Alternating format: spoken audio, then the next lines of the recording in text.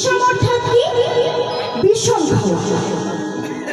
বিষম অর্থাৎ যখন ভাত খেতে খেতে আমরা বিষম খাই না, বিষম খাওয়ার কথা বলেছি। ভগবান কৃষ্ণচন্দ্র বৃন্দাবনের মাঝে সমস্ত সখাকে সঙ্গে করে 24 জন সখা আর সঙ্গে রয়েছে নবলক্ষ ধেনু, সবাইকে একত্রিত করে খেলা খেলছে। খেলতে খেলতে হঠাৎ করে ভগবান কৃষ্ণচন্দ্রের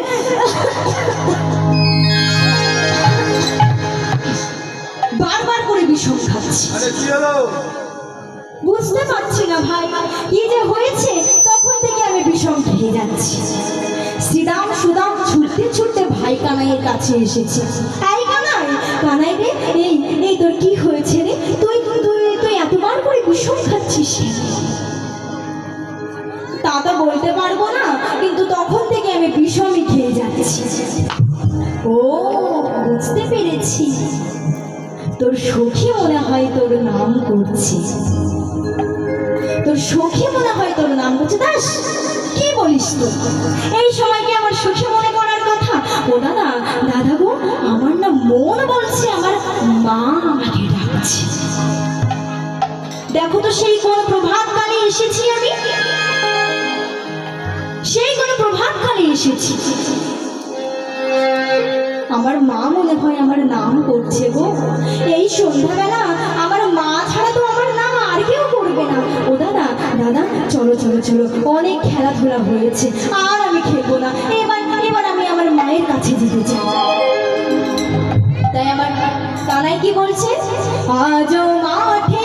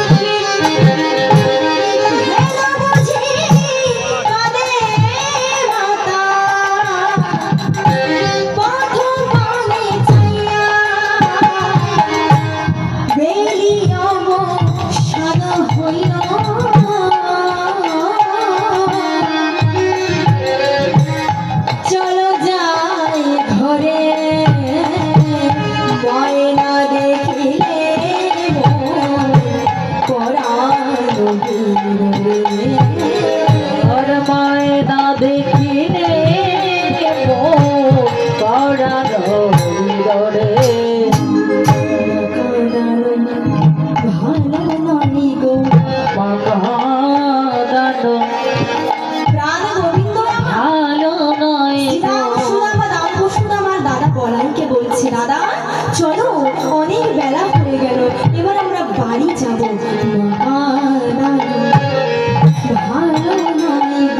বলে মা কাঁদানো ভালো নয় গো, কাঁদলে দিতে হবে,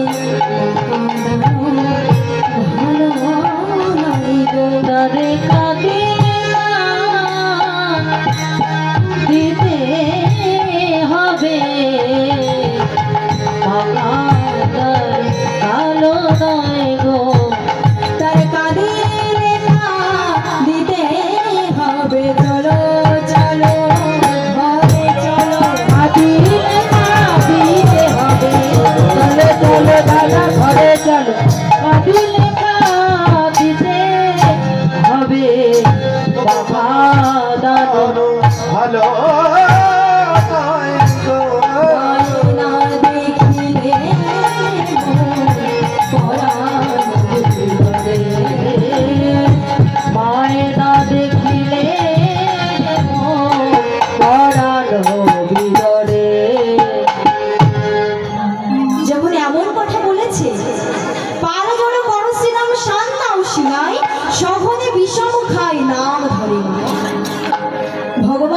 কৃষ্ণচন্দ্র আমার খেলছে, খেলতে খেলতে হঠাৎ করে শ্রীরাম সুদাম বলছে, এই ভাই, ভাই রে, হ্যাঁ রে, তা তুই তো, তোকে তো দেখে চেনা যাচ্ছে না। বলে কেন দাদা, কি হয়েছে? বলছে আহারে, আমার এত সুন্দর চাঁদ মুখ বদনটা কেমন করে শুকিয়ে গেছে রে। ইস, আমার ভাই কানাইয়ের চাঁদ মুখ বদনটা কেমন করে শুকিয়ে পুরো হাড়ির তলার মতো হয়ে গিয়েছে। বলে এমনি কালো, তারপরে এত রোদে ঘুরেছে, সারাদিন এরোর ঘরে নড়ি মাখন চুরি করেছে, সখাদেরকে কাঁধে করে এরোর গাছ থেকে ফল পেড়ে খেয়েছে, বন্ধুদেরকে কাঁধে করে খেলা করেছে, সারাদিন ধরে এত কিছু করেছে যে আমার পরাণ গোবিন্দের বদনটা শুকিয়ে পুরো কালো হয়ে গিয়েছে।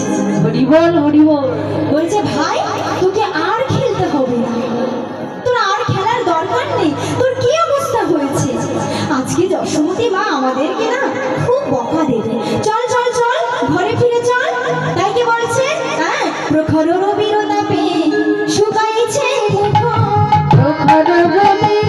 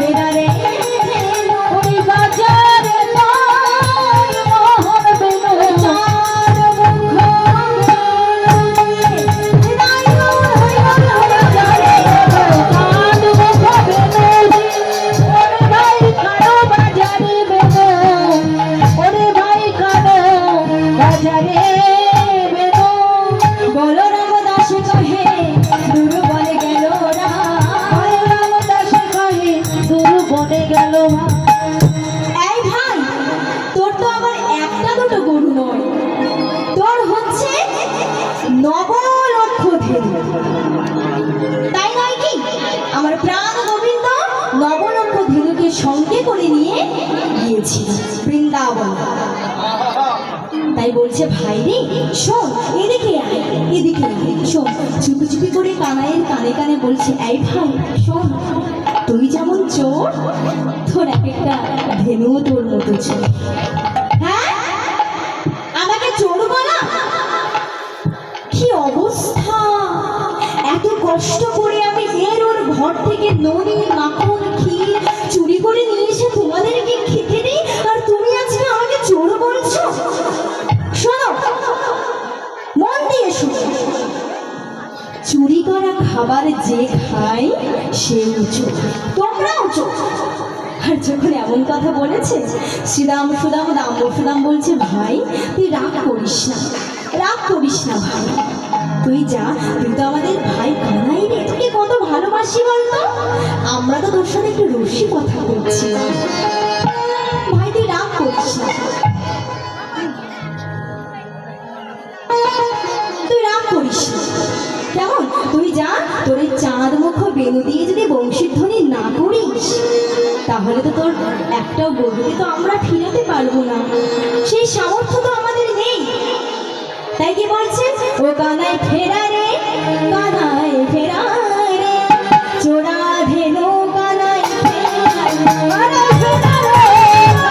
ফেরা রে, চোরা ধেনু কানাই ফেরা রে, ফেরা রে, কানাই ফেরা রে, চোরা ধেনু কানাই ফেরা রে, ফেরা রে, কানাই ফেরা রে, চোরা ধেনু কানাই ফেরা রে, ফেরারে কানাই ফেরারে তোরা ফেরো কানাই ফেরারে দূর বনে যাস না ফেরারে কানাই দূর বনে যাস না ফেরারে দুর্বনে যাস না ফেরারে দুর্বনে যাস না ফেরারে কানাই ফেরারে কানাই ফেরারে কানাই ফেরারে কানাই ফেরারে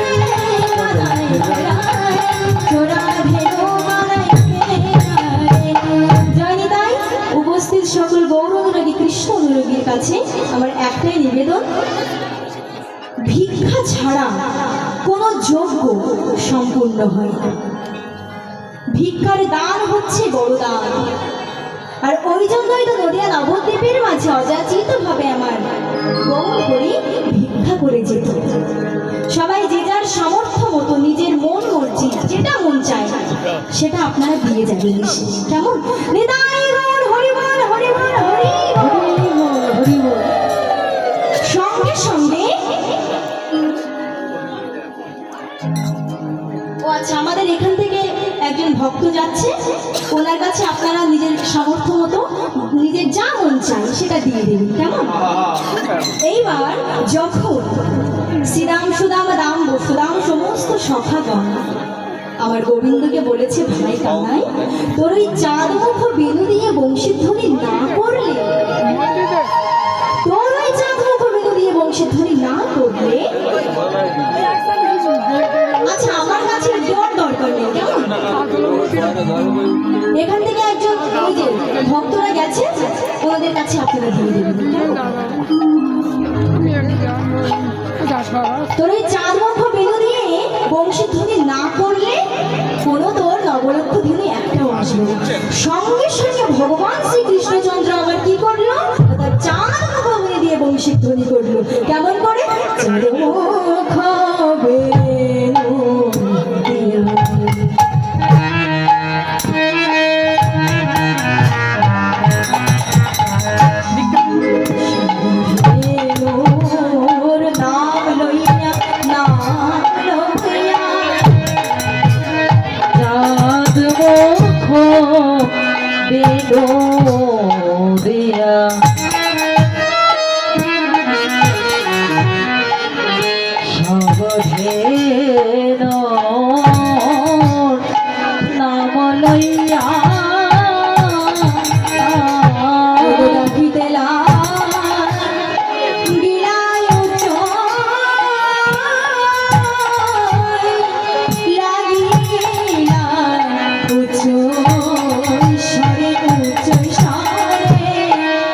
ডাকিতেলা গিলায় ডাকিতে লাগিলা ওই সারে ডাকিতেলা গিলায়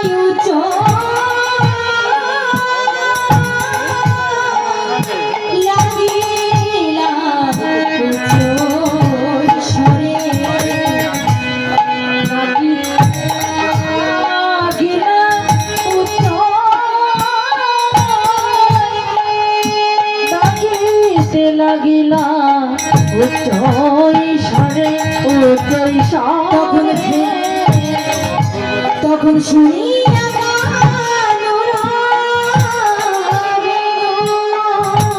শুনিয়া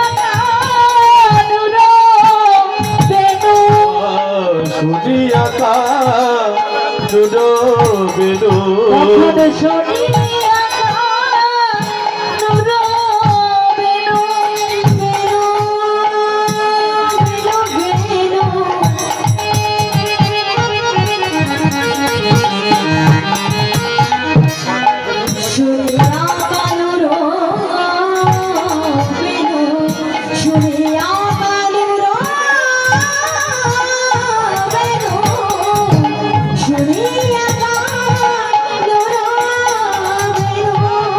তখন শুনিয়া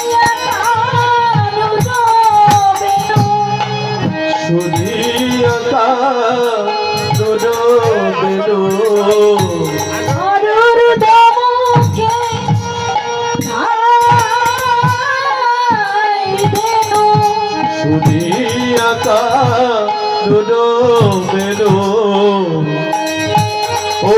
মুখে যায় ভেবে শুনিয়া কাঁদিল বেদন পুচ্ছ ফেলে পিঠে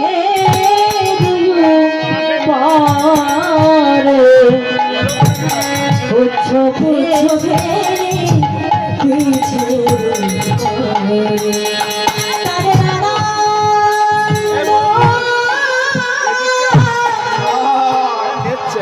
ধরে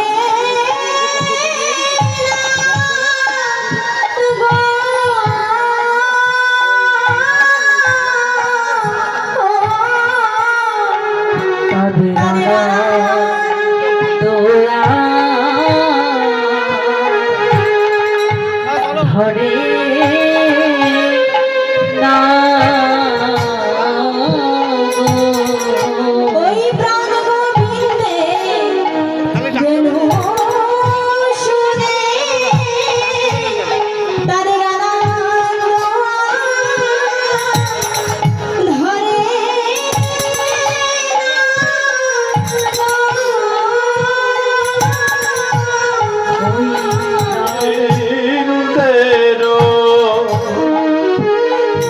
ভগবাসী শুনে ভগয় আনন্দ ভগধারী গো ওই প্রাণ গো বিন্দে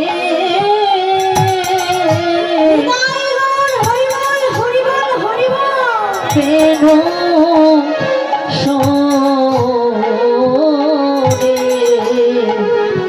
আনন্দ আধারি না ওই প্রাণ গোবিন্দে বেনু শুনে আনন্দ আর ধরে না আনন্দ আর ধরে না আনন্দ আর ধরে না রে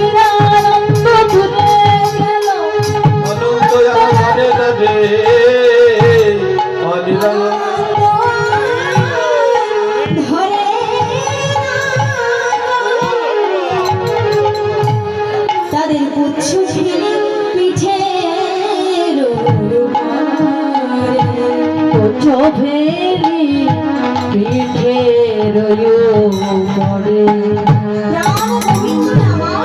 যখন তার চার মুখবিন্দু দিয়ে বংশী ধ্বনি করল সমস্ত গরু বাছুর শুনতে পেল কিন্তু মাগো একজন শুনতে পেল এই যে বাবা সবার মন খুব চঞ্চল হয়ে পড়েছে না কিন্তু উত্তর গোষ্ঠীর এই জায়গাটায় যে আসল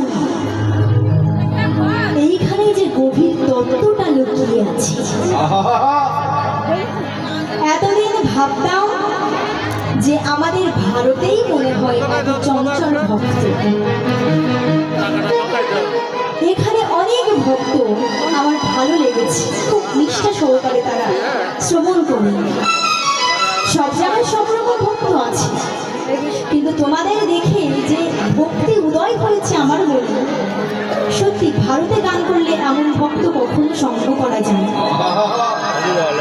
বুঝতেই পারছি এখন এই একটু সবার মনটাই চঞ্চল কিন্তু আমাকেও তো পালাটা শেষ করতে হবে উত্তর গোষ্ঠীর এই জায়গাটা হচ্ছে আসল জায়গা ভগবানের বংশের ধ্বনি সমস্ত গোবৎসগণ শুনতে পেল কিন্তু একজন শুনতে পেল না তার নাম কি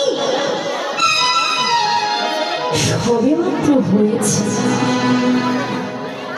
দিন দু চার বয়স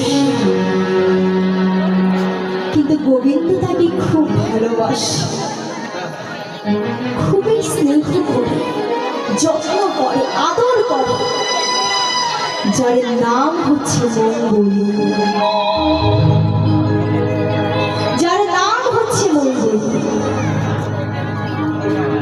যেমন ভগবান সব দিন সমস্ত গোবৎসগণকে সঙ্গে করে নিয়ে গোষ্ঠী যান আজও সমস্ত বৃন্দাবনকে সঙ্গে করে নিয়ে যেই বাড়ির থেকে বেরোতে যাবে, এমন সময় গোবিন্দের চরণটা ধরে বলছে, হে গোবিন্দ,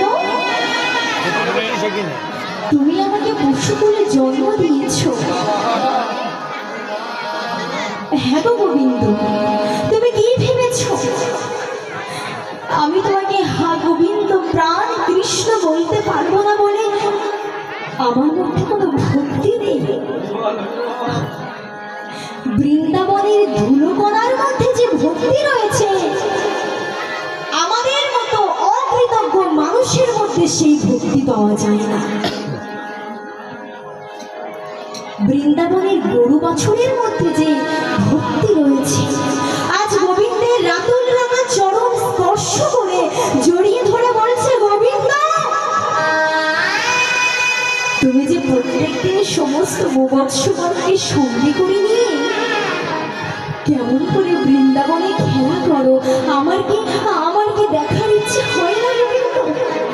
আমি আজকে তোমার সঙ্গে যেতে চাই, তুমি আমাকে নিয়ে চলো গোবিন্দ। তখন সেই গোবিন্দ মঙ্গলীকে বলছে, মঙ্গলী রে, তুই তো খুব ছোট এখন, তুই আর একটু বড় হ, তারপর না হয় তোকে নিয়ে যাব। না গোবিন্দ, আমি আজকেই তোমার সঙ্গে যাব, আমি আজই তোমার সঙ্গে যেতে চাই। কেন রে? তুই যে অনেক ছোট রে, তুই যদি ওই অত বড় বৃন্দাবনের জঙ্গলে হারিয়ে যাস, আমি তোকে খুঁজে পাবো না রে মঙ্গলী, তুই আরেকটু বড় হ, তারপর না হয় নিয়ে যাব। কিন্তু মঙ্গলী তো যেন তেন প্রকারে যাবে বলেছে, মানেই যাবে, কোনো কথাই তার শুনছে না। গোবিন্দ, আমি তোমার সাথে আজকে যাব, তুমি আমাকে নিয়ে চলো, তুমি কেমন করে সমস্ত গরুর সাথে খেলা করো, আমার কি দেখার ইচ্ছে হয় না? তুমি তো আমাকে খুব ভালোবাসো। বেশ মঙ্গলী, তুই চল আমার সাথে। মঙ্গলীকে সঙ্গে করে নিয়ে একটা কদম্ব বৃক্ষের তলায় দাঁড় করিয়ে দিয়েছে। ভালো করে মন দিয়ে শুনবেন, মঙ্গলীকে নিয়ে গিয়ে একটা কদম্ব বৃক্ষের তলায় দাঁড় করিয়ে দিয়েছে। বলছে, মঙ্গলী, এই দেখ, এই হচ্ছে কদম্ব বৃক্ষের তলা, এখানে বৃষ্টির জলে পরিপূর্ণ কচি কচি নরম নরম মিষ্টি মিষ্টি ঘাস রয়েছে। এই ঘাসগুলোতে ভক্ষণ কর, কিন্তু মনে রাখিস না, এই ঘাসগুলো তুই শুধু খাবি, এখান থেকে এই কদম্ব বৃক্ষের তলা থেকে তুই যেন কোথাও চলে যাস না। এই বলে গোবিন্দ আবার অভয় বাড়ি নিয়ে সেখান থেকে চলে গেছে। কিন্তু বাবা, চোরাই না শোনে ধর্মের কাহিনী, বাধা গরু যদি একবার ছাড়া পায় তার যে কি অবস্থা হয়, যাদের বাড়িতে গরু ছাগল আছে তারাই জানে বাধা গরু ছাড়া পেয়েছে। সেই কদম্ব বৃক্ষের তলায় মিষ্টি মিষ্টি নরম নরম ঘাসগুলো ভক্ষণ করতে করতে এক পা দু পা করতে করতে মঙ্গলী হারিয়ে গেছে গভীর অরণ্যের মাঝে। মঙ্গলী হারিয়ে গেল বৃন্দাবনের জঙ্গলে। সেখানে গিয়ে মঙ্গলী দেখছে, মঙ্গলী আর কাউকে চিনতে পারছে না, কে তার বাবা আর কে তার মা, কে তার গোবিন্দ, মঙ্গলী কাউকে চিনতে পারছে না। মঙ্গলী দেখলো তার চারিদিকে বিপদ, তার সামনে রয়েছে অথৈব যমুনা, যেখান থেকে পার হওয়ার কোনো উপায় নেই। মঙ্গলীর ডান দিকে রয়েছে কাটার ঝোপ, যেখান থেকে গা গলানোর পর্যন্ত জায়গা নেই। মঙ্গলীর বাম দিকে রয়েছে বনে পাথরে পাথরে ঘষা লেগে দাউ দাউ করে আগুন জ্বলছে, সেখান থেকে পার হওয়ার কোনো গতি নেই। মঙ্গলের পিছন দিকে রয়েছে ভীষণ বড় অজগর সাপ, যেখানে যে কোনো মুহূর্তে কট করে গিলে ফেলতে পারে। মঙ্গলি তখন মনে মনে ভাবছে যে গোবিন্দ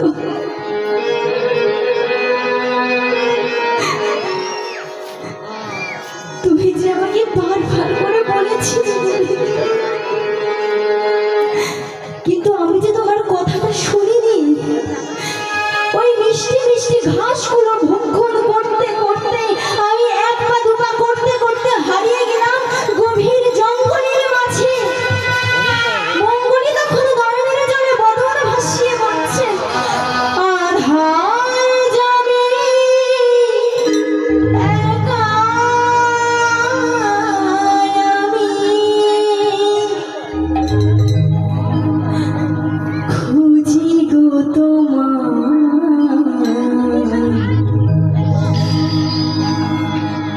হাত ধরে পার করে নিও গো দয়াময় দয়াময় হাত ধরে পার করে নিও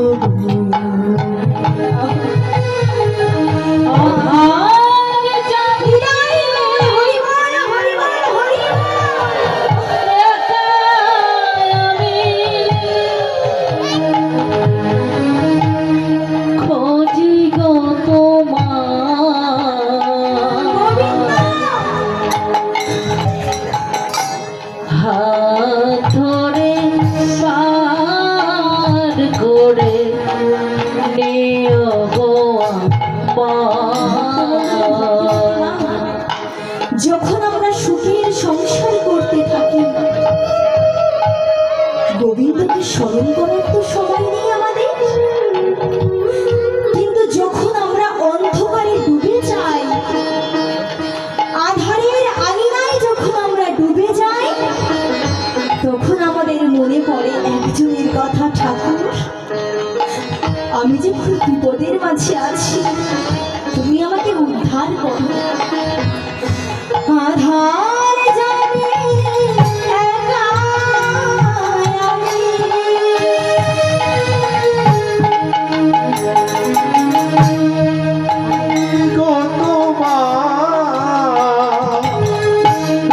হাত ধরে পার করে দিও আমার দয়াল। হাত ধরে পার করে দিও আমায়। রাধা রমন মদন